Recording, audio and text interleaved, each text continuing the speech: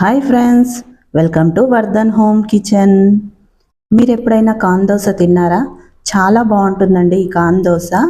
మొక్కజొన్న గింజలతో దోశ ఇలా చేస్తే ఎన్ని దోశలైనా తినేస్తారు, అంత బాగుంటుంది ఈ కాన్ దోశ.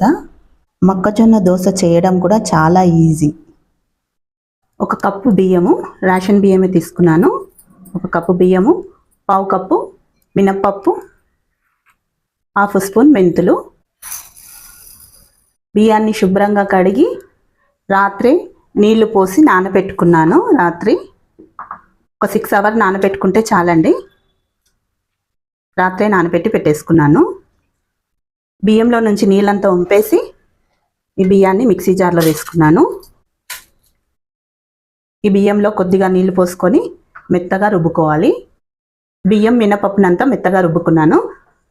గిన్నెలోకి ఈ రుబ్బిన పిండినంతా గిన్నెలోకి పోసేసుకున్నాను.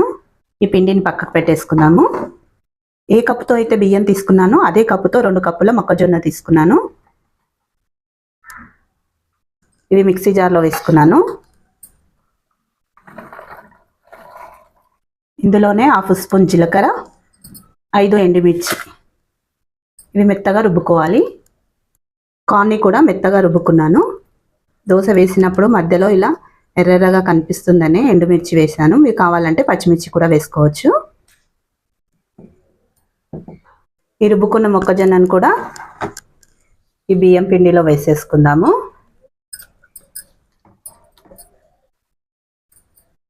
ఈ 2 పిండిలు కలిసేలాగా కలుపుకోవాలి.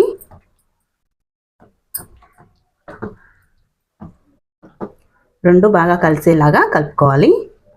మీరు కావాలంటే మొక్కజొన్న రుబ్బేటప్పుడు అల్లం ముక్కలు కూడా వేసుకోవచ్చండి. అంతా కలిపేసుకున్నాను.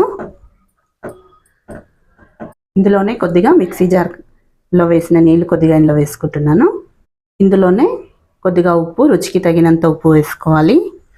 వంట సోడా, పావు స్పూన్ సోడా వేసుకున్నాను. కొద్దిగా దీనిపైన నీళ్ళు పోసుకొని అంతా కలుపుకోవాలి. పిండినంతా బాగా కలుపుకోవాలి. కొంచెం పిండి గట్టిగా అనిపిస్తుంది, కొద్దిగా వాటర్ పోసుకుందాము.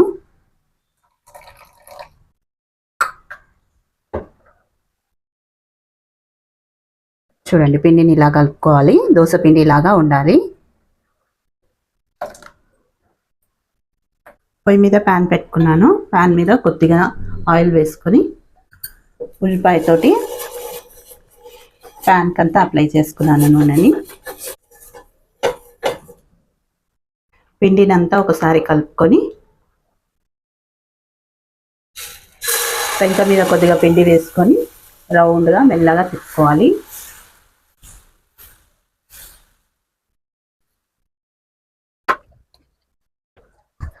దోశ వేసాక దోశ పైన కొద్దిగా ఆయిల్ వేసుకోవాలి. ఆయిల్ అంతా దోశ పైన రుద్దుకోవాలి. ఈ దోశను మీడియం ఫ్లేమ్లో కాలనివ్వాలి. ఈ దోశ రెగ్యులర్ దోశ కన్నా కొద్దిసేపు ఎక్కువగా కాలుతుందండి, మరీ ఎక్కువ కాదు, కొద్దిసేపు ఎక్కువగా కాలనివ్వాలి. చూడండి, దోశ ఒకవైపు కాలిన తర్వాత తిరిగేసి రెండో వైపు కూడా కాలనివ్వాలి. చూడండి దోశ కలర్ ఎంత బాగా వచ్చిందో. ఈ కాన్ దోశను కొద్దిసేపు రెండో వైపు కూడా కాలనిచ్చి ప్లేట్లోకి తీసేసుకున్నాను.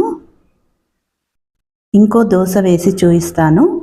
ఈ దోశ లేతగా ఉన్న మొక్కజొన్న గింజలతోటే కాదండి, కొద్దిగా ఆరిపోయిన మొక్కజొన్న గింజలు కూడా ఉంటాయి కదా, వాటితోటి కూడా దోశ వేసుకోవచ్చు.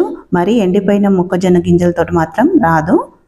కాన్ దోశ వేయడం కూడా చాలా ఈజీగా వస్తుంది. పెంక నుంచి తీయడం కూడా చాలా తేలికగా వచ్చేస్తుంది పెంక నుంచి. మొక్కజొన్న దోశలు పిండి రుబ్బగానే దోశలు వేసుకోవచ్చు, లేదా పిండిని పులియబెట్టి కూడా దోశలు వేసుకోవచ్చు. ఎలా అయినా దోశలు చాలా బాగా వస్తాయండి. కాన్ దోశలు పిల్లలైతే ఇష్టంగా తింటారు. ఎన్ని తిన్నా కూడా ఇంకా తినాలి అనిపిస్తుంది, అంత బాగుంటాయి ఈ కాన్ దోశ. కాన్ రుబ్బేటప్పుడు ఎండుమిర్చి వేసాం కదా, దోశ పైన అక్కడక్కడ ఎర్రగా ఎలా కనిపిస్తుందో చూడండి. ఈ కాన్ దోశ రెసిపీ మీకు నచ్చితే లైక్ చేయండి, షేర్ చేయండి. డౌట్స్ ఏమైనా ఉంటే కామెంట్ చేయండి, సబ్స్క్రైబ్ చేసుకోండి. లేత మొక్కజొన్న గింజలతో ఇలాంటి దోశలు వేస్తే రుచి అదిరిపోతుంది. కాన్ దోశలు ఇలా చేస్తే ఎన్ని దోశలైనా తినేస్తారు. ఈ దోశలు ఏ చట్నీతో తిన్నా కూడా చాలా బాగుంటాయండి. దోశలు క్రిస్పీగా కూడా వేసుకోవచ్చు, లేదా సాఫ్ట్గా కూడా వస్తాయి ఈ దోశలు. చూడండి ఎంత సాఫ్ట్గా వచ్చాయో. కొద్దిసేపు ఎక్కువసేపు కాలనిస్తే క్రిస్పీగా వస్తాయి. దోశలను తక్కువగా కాలనిస్తే చాలా మెత్తగా వస్తాయండి. చూడండి ఎంత మెత్తగా వచ్చాయో. కార్న్ దోశ రెసిపీ మీకు నచ్చితే లైక్ చేయండి.